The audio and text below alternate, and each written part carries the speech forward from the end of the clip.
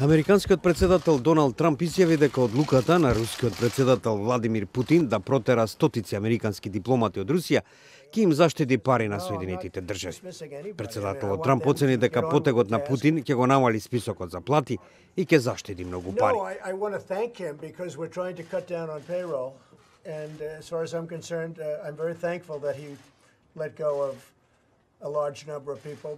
Ваквите негови забелешки пред новинарите во неговиот голф центар во Нью Џерси е прв јавен одговор на потегот на Путин. Новинарите кои му поставуваа прашања на Трамп изјавија дека не било јасно дали американскиот председател се шегувал за одлуката за протерување на 755 вработени во амбасадата и конзулатите во Русија поради новите американски санкции.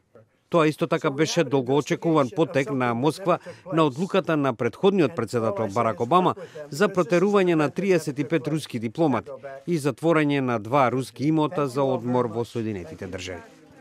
Обама го стори тоа по наводите за руско мешање во американските председателски избори. Пред пресконференцијата во Нью Џерси, Трамп имаше средби со подпредседателот Майк Пенс, со советникот за национална безбедност H.R. Макмастер и со шефот на неговиот кабинет Џон Кели. Се наведува дека при тоа се разговарало за стратегијата околу растечките тензии со Северна Кореја.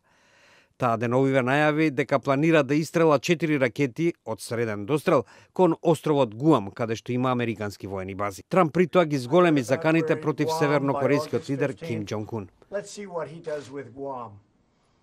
He does something in Guam, it will be an event the likes of which nobody's seen before. What will happen in North Korea?